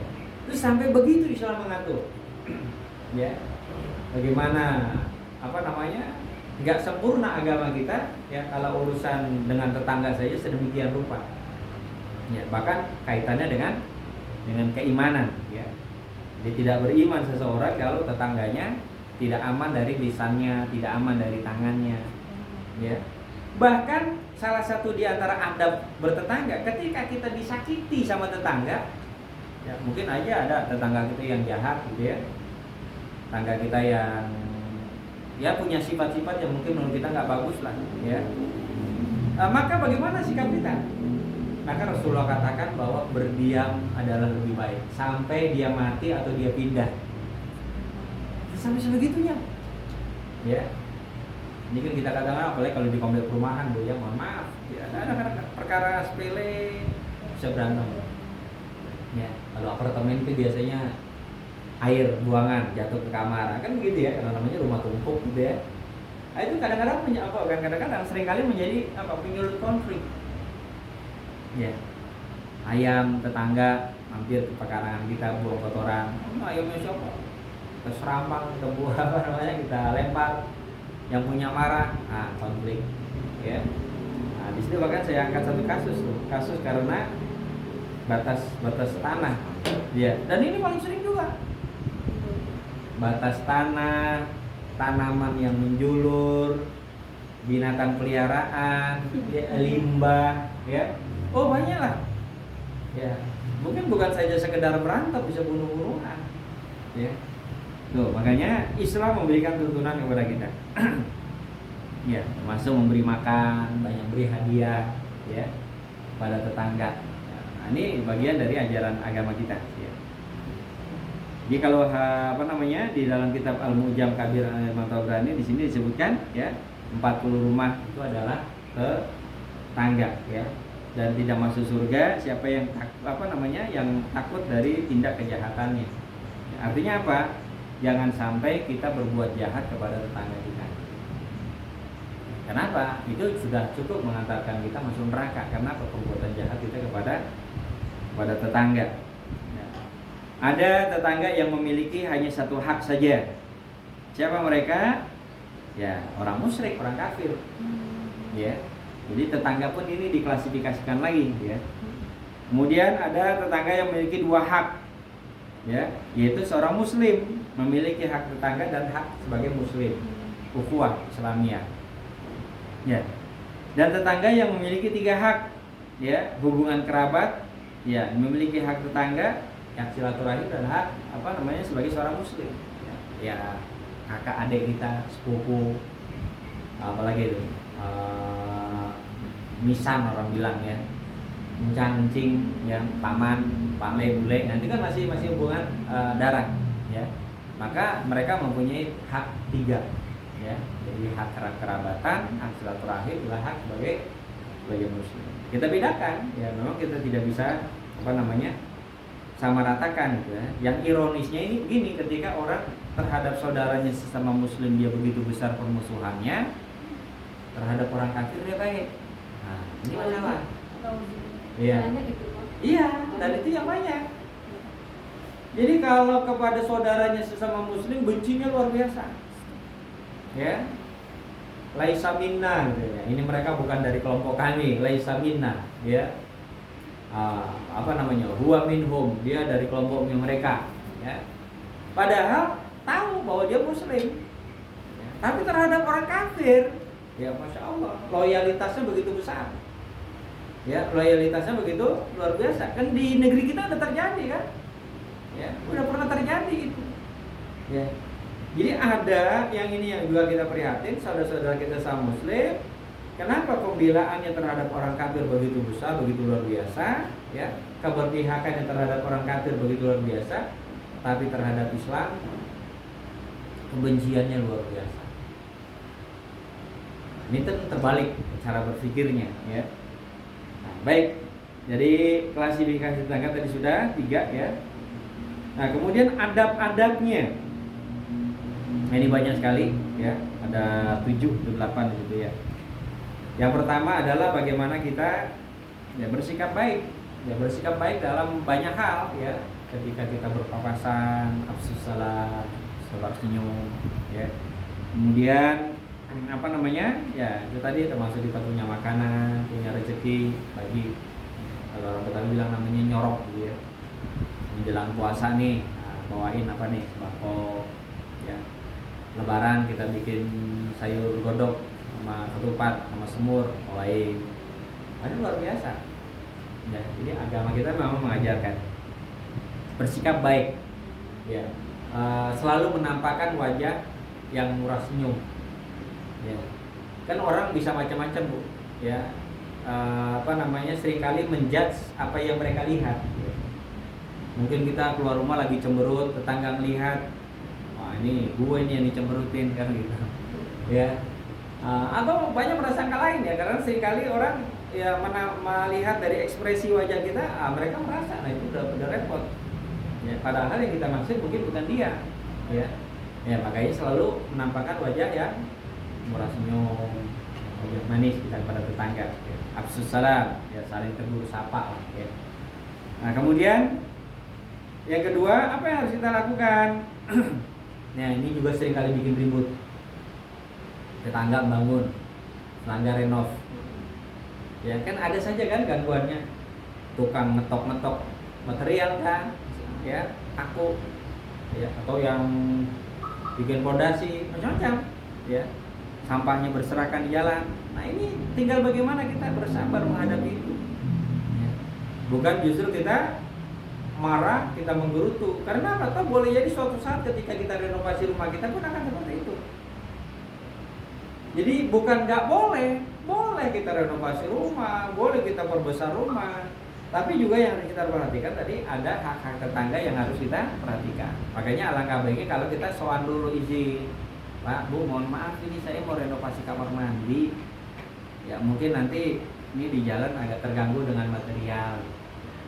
Lebih baik, ya, temu dulu, silaturahim dulu, minta izin. Kita mau renovasi apapun gitu, ya sedapat mungkin tetangga sebelah pintu sebelah rumah kita nih kita datangin. Ya, mungkin sepele, ya, tapi punya dampak besar. Ya. Tuh, ya. Apalagi kalau misalnya ya mungkin mohon maaf, ya mungkin dia sedikit banyak juga menggunakan lahan kita, misalnya. Ya, termasuk tembok, ya tembok kita nih, ya dia dia mau pasang fondasi masih kan nempel itu selupnya. Dia ketika tukang pasang kawat, pasang papan penutup, ya pasti gedor-gedor, tok. Nah, kebetulan kedengaran banget di tembok kita, ya. Nah, makanya yang mau bangun, yang renovasi itu harus sadar diri, temui dulu tetangganya, minta izin. Kalau sudah minta izin kan enak, ya. Termasuk ketika kita pompa kita macet, ya sumur kita keluar airnya susah, tetangga kebetulan ada kerannya di depan. Kalau kita main gerojokin aja kan, ini orang, nah, pasti kan, ya. Mungkin berapa sih harganya seember air gitu ya? Ya.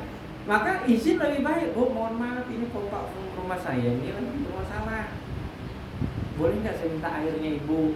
Saya alirkan di keran depan, ya. Lebih baik begitu. Ya, jadi jangan mentang-mentang gitu ya. Ibaratnya kita mentang-mentang ya, mentang-mentang apa tokoh, mentang-mentang dituakan, mentang-mentang tidak. Tetap ya sekalipun dia orang yang masih muda, pasangan muda, tetap kita harus ya temui dulu, minta izinnya. Ya. Tuh, ya. Jadi jangan sampai kita menghalangi ya ketika tetangga kita mau renovasi rumah, ya mau bangun katakanlah, ya. Kemudian yang ketiga apa? Memelihara hak tetangga. Nah, di sini disebutkan secara khusus apa itu? Ya, memelihara harta tetangga dari perilaku orang jahat. Ya. Nah, ini kan ya mohon maaf misalnya kalau kita mau mudik, siapa orang yang paling kita titipi pesan paling pertama? Pasti tetangga. Ya. Kita sakit, siapa orang yang pertama kali kita harapkan bantuan? Tetangga. Ya. Bahkan kita meninggal pun ya yang pertama kali tahu kita meninggal itu pasti tetangga. Nyium-nyium bau gak enak nih, ada apa nih? Jangan-jangan tetangga rumahnya sudah ya. Kadang-kadang kan begitu. Ya, ya pasti tetangga. Ya. Makanya di beberapa komplek perumahan misalnya pasang CCTV, sepakati semua warga punya TV pemantaunya misalnya. Rumahnya Pak Ano nih, ada orang mencurigakan, Pak lapor, Pak. Mohon maaf saya lihat ini. Lebih baik begitu. Ya. Jadi di sinilah pentingnya kita ini harmonis dengan tetangga itu begitu. Ya. Karena apa? Karena mereka orang pertamanya ketika kita susah, kita minta tolong. Ya, kepepet biaya pendidikan anak, ya.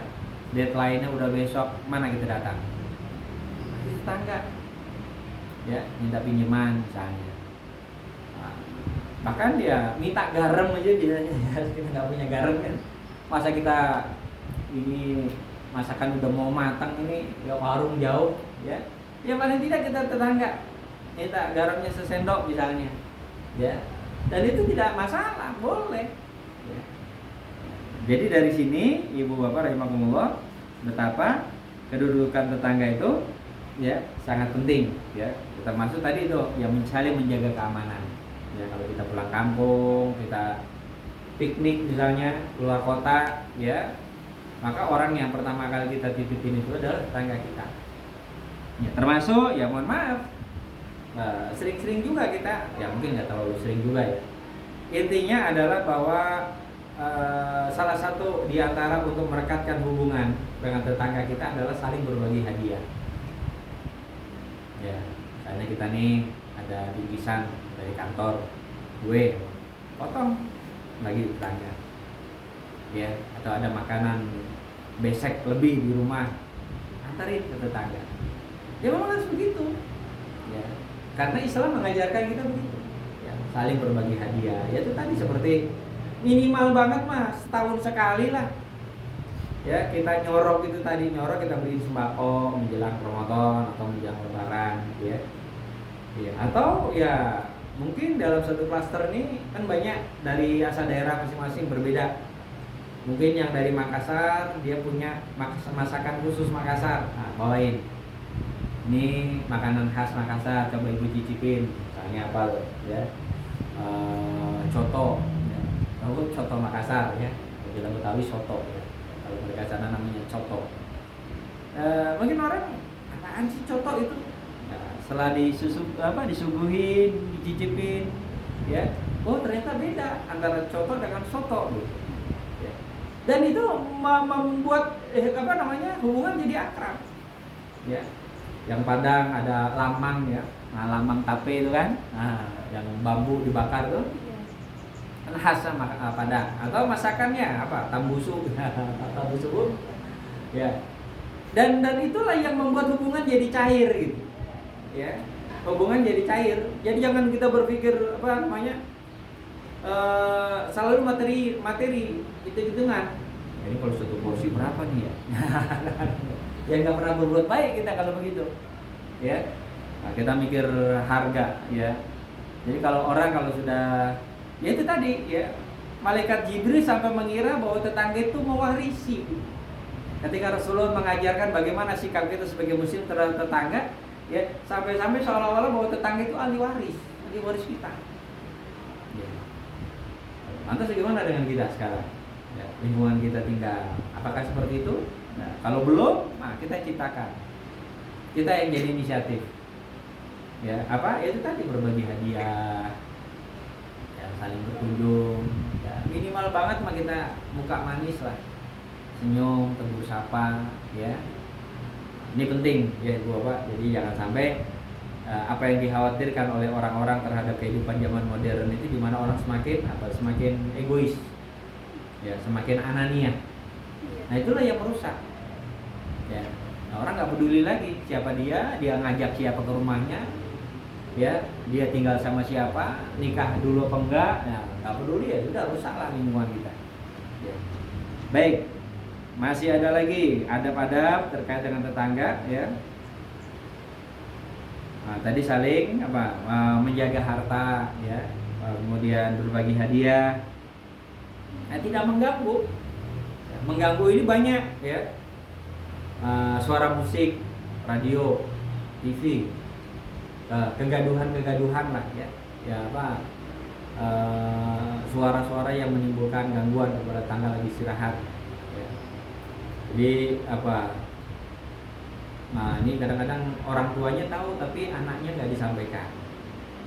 Anaknya punya teman sekolahnya ngumpul di rumahnya, ngejreng. Nah, ya karena orang tua nggak ngajarin adab terhadap tetangga kepada anaknya, akhirnya apa? Ini anaknya si Anu nih. Nah, pasti kan jadi omongan. Hati-hati itu dengan hal-hal yang seperti ini. Ya, jadi anak kita juga tetap harus kita berikan pemahaman. Nah, kita tinggal di lingkungan di mana banyak tetangga kita. Ya. Nah, sehingga bagaimana kalau ya jangan di rumah. Kalau mau rame-rame, ya cari tempat yang tidak mengganggu, tidak menimbulkan bising. Kemudian apa lagi? Ya, saling berbagi makanan tadi sudah, ya. Ya, apalagi kita yang dari jauh pulang kampung, ya. Atau dari jalan-jalan ya, rihlah gitu ya, kita pulang bawa buah tangan ya, oleh-oleh ya, ibu yang dari Bandung bawa ada puyeng gitu ya, yang dari Subang habis tahuban perahu Lembang bawa ada nanas ya, yang sumroh pergi haji ada zam-zam kan begitu ya, kayak memang dianjurkan begitu ya. Ya sedapat mungkin apa ya, jujur real. Jangan pergi umroh oleh-olehnya dari Tanah Abang gitu. Ini nggak boleh nih. Ya, ini yang nggak, memang mudah, jadi gampang urusan kita. Tapi ya mohon maaf, kita udah berbohong. Kita bilang, oh ini Bu, kacang apa ini istilahnya? Kacang Arab ini ya. Padahal mau belinya di Islamic Center Bekasi situ. Kita bilang, ini saya beli ini di pinggirannya Masjidil Haram gitu. Nah ini kadang-kadang ya itu penyakit kita. Ya, kita lebih apa ya, lebih menjaga gengsi kita gitu ya, daripada kita berkata jujur. Ya, kalau hadiahin sejadah, hadiahin baju gamis, ya kalau memang ini adalah oleh-oleh dari Arab, katakan bahwa ini adalah oleh-oleh umroh. Ya. Tapi kalau memang itu adalah beli di Tanah Abang, bilang juga, Bu, mohon maaf ini karena apa ya? Bawanya susah, disampaikan saja. Ini saya belinya di Tanah Abang, nggak apa-apa ya Bu. Katakan. Jadi jangan beli di Tanah Abang, bilangnya dari Jeddah gitu ya, bilangnya dari Mekah. Ya, ini dianggap sepele oleh masyarakat kita karena sudah jadi tradisi. Ya, oleh haji, padahal belinya dari Tanah Abang. Ya. Padahal kita bisa siasati sebetulnya ya, kalau di beberapa KBH itu Jadi ya orangnya tetap haji. Ketika dia arba'in dulu di Madinah, dia belanja di Madinah apa nih yang khas dari Madinah? Kurma kah atau apa? Pakai jasa ekspedisi, kirim. Nah, di KBH kami itu begitu Bu, nggak usah sering ya. Jadi selalu itu. Jadi jamaah ya yang mau beli susu Zam-Zam dalam jumlah besar, yang beli kurma, yang beli pistachio ya, kacang pistachio itu dari ya kirim dari Madinah paket ya. Jadi barangnya udah nyampe ya, jamaahnya belum karena baru arba'in. Nah, nanti setelah arba'in masuk ke Makkah. Di Makkah nanti belanja lagi, ekspedisi lagi. Itu lebih jujur. Dan nggak salah kalau ibu bilang ini saya beli di Madinah, ini saya beli di Makkah. Ya, coba kita pakai jasa ekspedisi. Ya, daripada tadi belanjanya di Tanah Abang bilangnya dari Madinah. Hati-hati Bu. Ya, biar kata mirip atau memang itu dari sono juga ya. Tapi kita belinya di mana dulu. Ya, jangan katakan bahwa itu oleh-oleh kita beli di sana. Ya. Tuh, ya hati-hatilah ya. Jadi jangan sampai malah dosa kita ya, karena kita tidak jujur. Ya, berbagi makanan ya, berbagi hadiah, bingkisan. Kemudian sabar jika diganggu. Ya. Sabar jika diganggu ya. Jadi jangan sampai ada timbul bentrok fisik dan sebagainya. Ya syukur-syukur kalau kita bisa nasihatin, atau kita nggak bisa lewat Pak RT ini mohon maaf saya begini. Ya, karena kita ada aturannya, ya, ada delik hukumnya. Ya. Kemudian menjenguk ketika sakit. Nah, ini kita pertama nih. Tetangga kita sakit, maka orang di sebelahnya itulah yang pertama kali harus tahu. Ya, pernah Imam Syafi'i menangis beliau. Ya. Muridnya nanya, "Wahai guru, kenapa kau menangis?" Ya. "Aku merasa bersalah. Ya.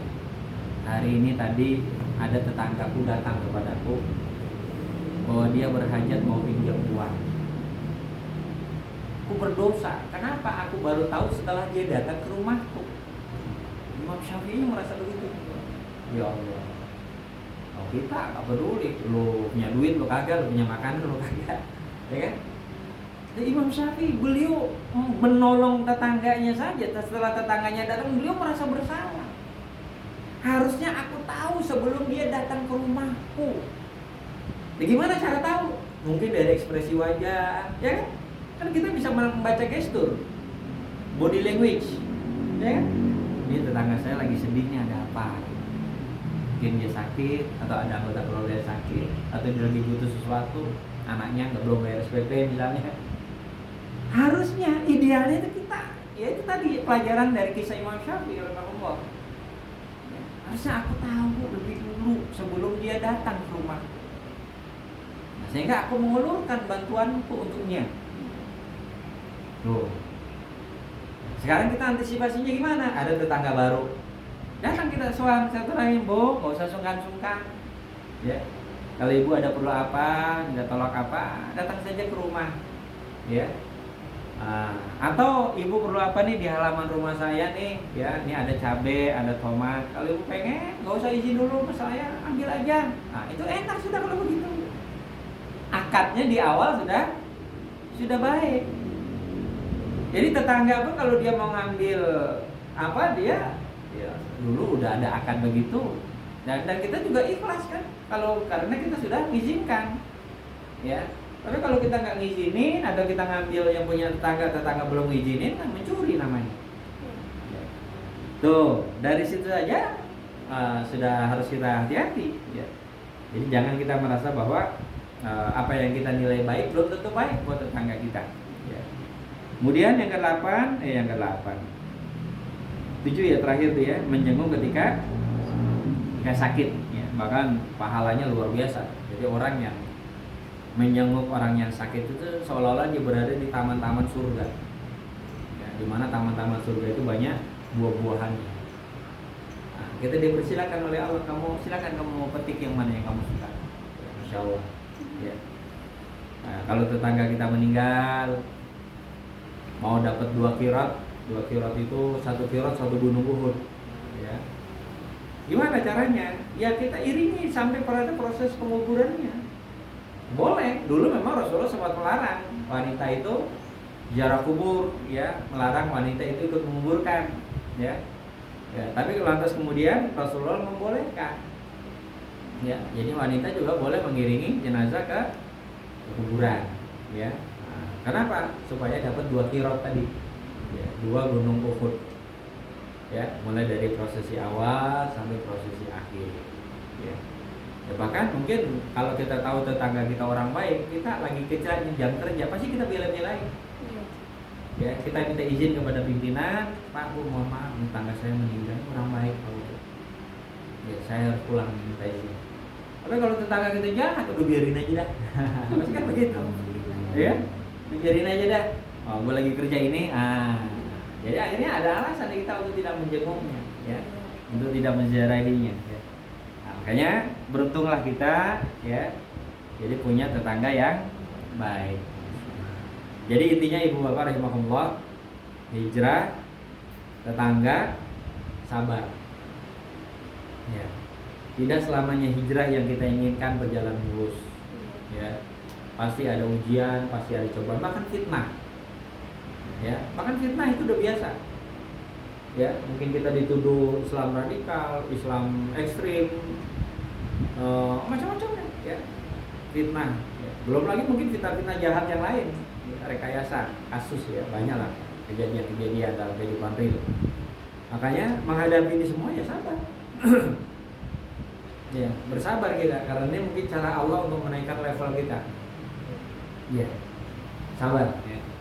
Kemudian yang kedua, kita ketika memilih tempat tinggal, ya, atau kita memutuskan tidak beli rumah, maka yang harus juga kita perhatikan aspek lingkungannya. Nah, lingkungan perumahan saya ini kayak apa? Ya. Dan juga bukan hanya untuk kita berpikir juga untuk anak-anak kita. Ya, karena kita kan pengen tinggal di situ langgeng, ya. Kita pengen tinggal di situ aman, nyaman, damai, ya. Jadi tidak ada intimidasi, tidak ada teror, tidak ada tindakan-tindakan yang menjurus pada upaya menyakiti fisik misalnya, ya. Maka kita harus tahu betul, tahu persis lingkungan kita, ya. Ya kalaupun mungkin ya ada tetangga kita yang non muslim. Selama dia muslimnya non muslimnya adalah orang baik, ya, kalau dalam bahasa kita namanya kafir zimmi. Ya, Rasulullah itu pasang badan untuk kafir zimmi. Siapa yang menyakiti kafir zimmi berarti sama dia dengan menyakiti aku. Ya. Jadi orang kafir bukan berarti kita nggak boleh bertetangga dengan orang kafir, boleh. Ya, bertetangga dengan orang kafir boleh. Tapi orang kafir yang bagaimana? Ya. Jangan sampai justru orang kafir yang akan mengusir kita, orang kafir yang akan mencelakakan kita. Ya, tapi selama orang kafirnya adalah orang yang baik, mau bertetangga dengan kita, ya, maka kita pun berbuat baik kepada mereka. Itu kafir zimmi, ya. Lawannya itu adalah kafir harbi, ya, orang kafir yang jahat, ya, yang benci sekali sama kita orang Islam, ya. Nah, ini kan tidak jarang nih konflik-konflik di daerah itu dipicu dari situ, ya, di Kalimantan, di Sambas, di Ambon, ya, itu tidak jarang, ya, hal-hal itu terjadi karena hubungan yang tidak harmonis. Nah, itu yang terakhir ada doanya, ya, doa ini hadis riwayat Imam Tabrani, di mana kita meminta kepada Allah, ya Allahumma inni a'udzubika min yaumis su'. Ya, yang pertama kita meminta perlindungan kepada Allah dari hari yang jelek, hari yang buruk. Ya. Kemudian wa min lailatis su, dari malam yang buruk, ya. Wa min sa'atis su, ya, dari waktu-waktu yang buruk. Ya. Kemudian apa lagi? Wa min sahibis su, dari sahabat yang jelek, sahabat yang buruk. Ya. Wa min jaris su, nah, jar, tetangga. Dari tetangga yang buruk. Ya. Fi daril muqamah. Nah, fi daril muqamah itu artinya apa? Tempat tinggal kita. Daril muqamah, komplek, rumahan, klaster, RT, nah itu namanya daril muqamah. Ya. Makanya doa ini ya kita amalkan pada sholat. Supaya apa? Supaya kita punya tetangga orangnya baik. Kalau bahasa Arabnya enggak ya bahasa Indonesia enggak, ya Allah, saya mau tinggal di sini ya Allah. Ya, saya sudah survei, ya semoga lingkungannya lingkungan yang kondusif, lingkungan yang baik untuk saya dan anak-anak keluarga. Ya, hamba mohon ya Allah jadikan tetangga saya orang-orang yang baik. Nah, minta ya, supaya tetangga kita ini adalah orang-orang yang baik. Ya.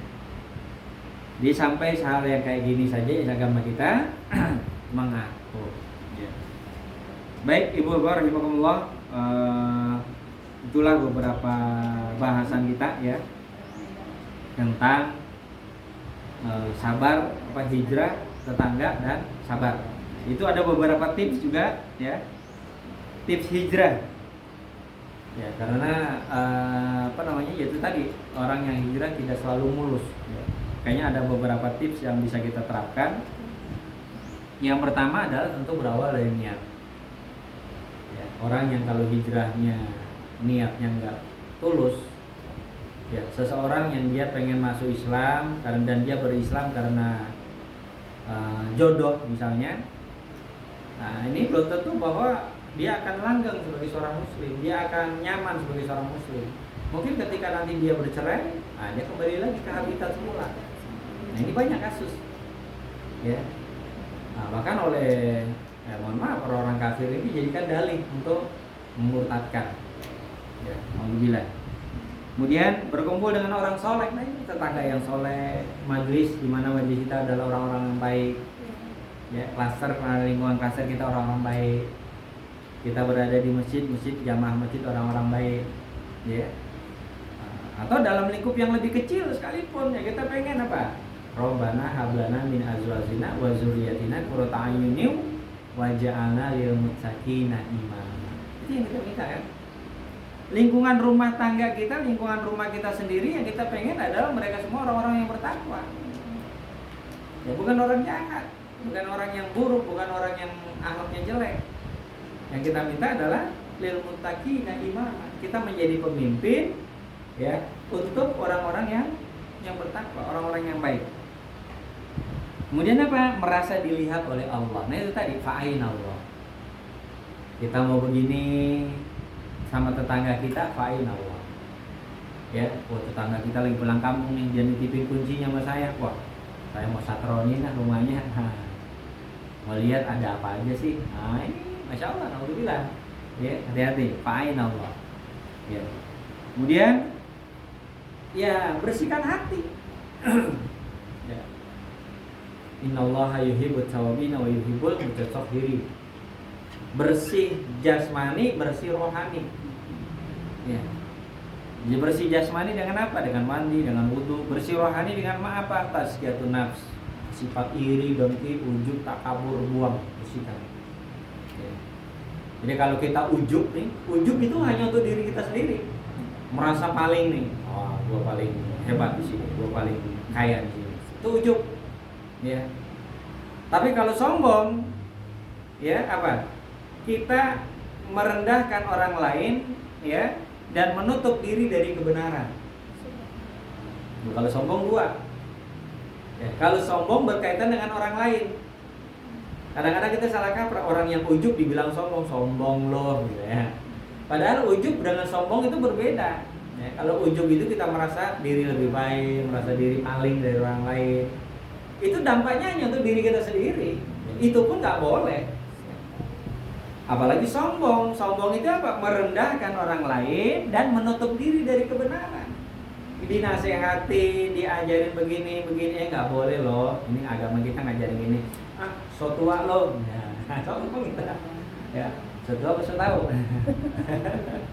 Ya, so tua juga kan. So kasih nasihat kan ada yang bilang orang tua. Ya. Ya itu hati-hati, sombong itu dua. Ya, merendahkan orang lain, menutup diri dari kebenaran.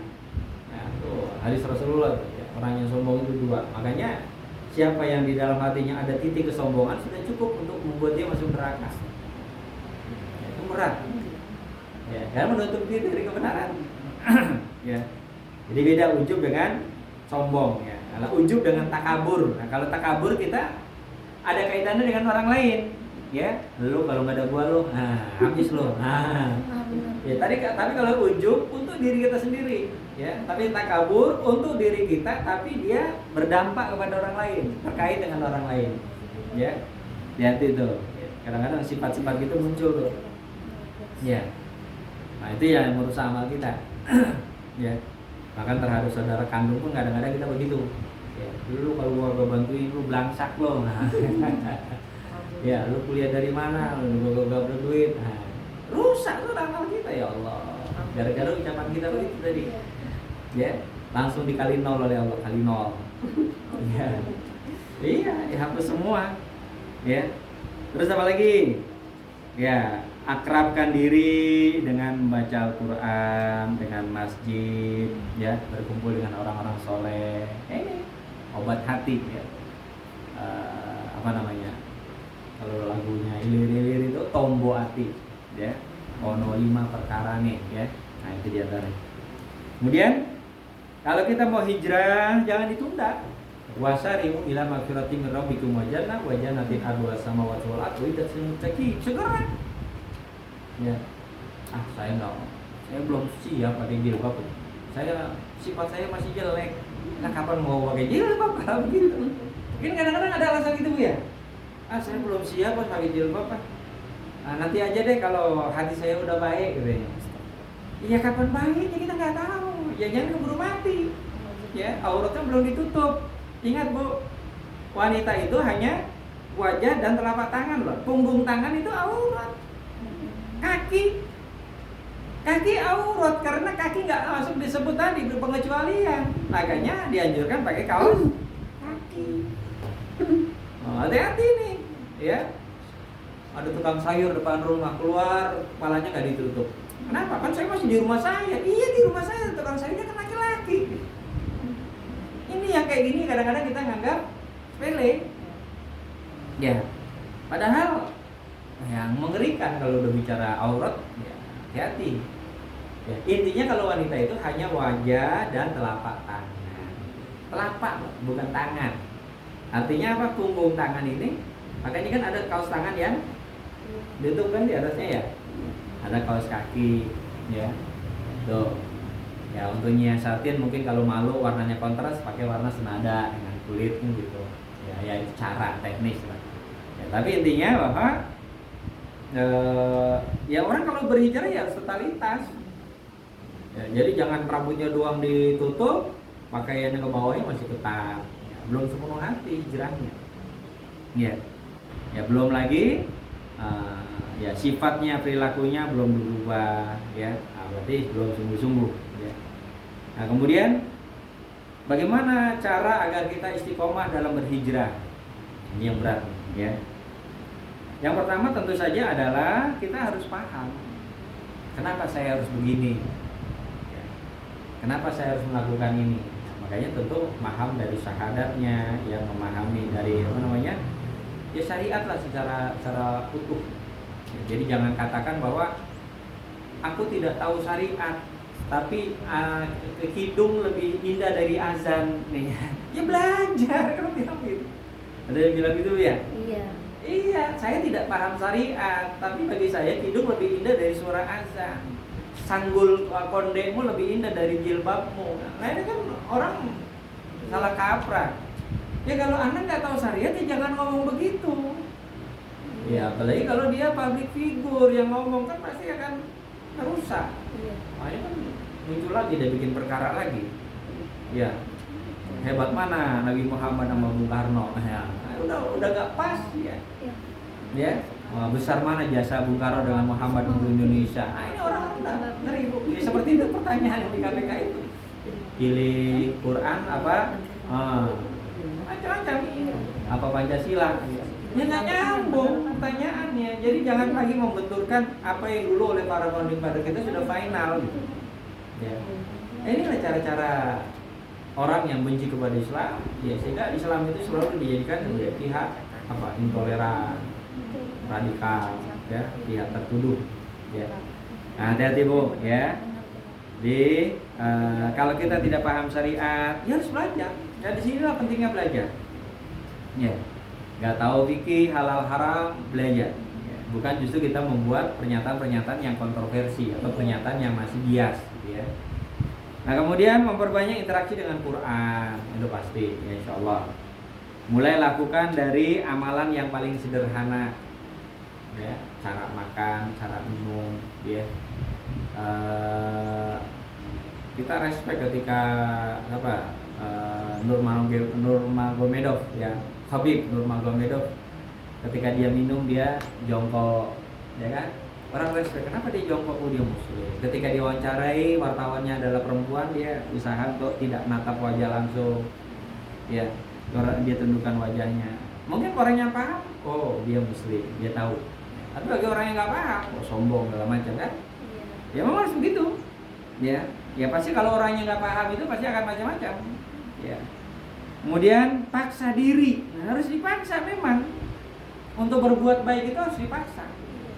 Ya, kalau orang sudah bilang Allahumma paksakeun, gitu ya. Ya Allah, paksa diri saya untuk berbuat baik, ya. Ya memang harus dipaksa. Kalau nggak dipaksa susah. Kita enak tidur, ruang ber-AC, dingin, selimut tebal. Kalau kita nggak paksa bangun ke sholat subuh kan nggak bangun. Ya, kita lebih cenderung apa? Menuruti tidur kita. Padahal as-sholatu khairum minan naum. Sholat itu lebih baik daripada tidur. Ya. Jangan kita balik, tidur lebih baik daripada sholat. Ya, ini kebanyakan orang apa dibalik. Ya, tidur lebih baik daripada sholat. Ya, naudzubillah. Ya, jadi harus paksa diri. Ya, berbuat baik itu harus paksa diri. Ya. Kalau nggak begitu, kalah kita dengan setan. Ya, karena setan pun dia akan mengerahkan seluruh potensinya untuk menggagalkan kita berbuat baik. Ya, menggagalkan kita untuk melakukan amal soleh. Ya, kemudian bahwa ada hari akhirat, cari teman yang baik, lingkungan yang baik, banyak baca kisah-kisah orang-orang dulu, orang-orang soleh, ya, banyak berdoa. Ya, yang qalibal qulub sabit qalbi ala dini. Baik, saya kira itu 11.46. Nah, sebentar lagi 7 menit lagi masuk zuhur. Ya, 11.53 atau 11.52. Silakan Ibu Bapak kalau ada yang mau ditanya, mau disampaikan, monggo.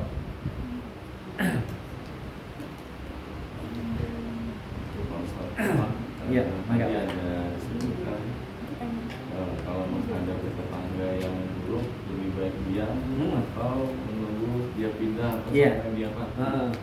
Itu gimana proses kalau itu supaya kita bisa bertahan dengan kondisi seperti itu? Iya. Jadi di sini kan memang salah satu adab, ya, adab kita terhadap tetangga itu adalah, ya, Rasulullah menganjurkan sabar jika diganggu. Nah, ini ada dalilnya, ya. Jadi sabar jika diganggu. Ini hadisnya hadis riwayat Imam Ahmad disahihkan oleh Albani, ya. Jadi sabar ketika diganggu. Ada 3 kelompok manusia yang dicintai oleh Allah. Ya, 3 kelompok manusia yang dicintai Allah, ya. Salah satu diantaranya adalah seseorang yang mempunyai tetangga, ia selalu disakiti, ya, diganggu oleh tetangganya. Namun ia sabar atas gangguannya itu hingga keduanya dipisah oleh kematian atau keberangkatannya. Ini maksudnya apa?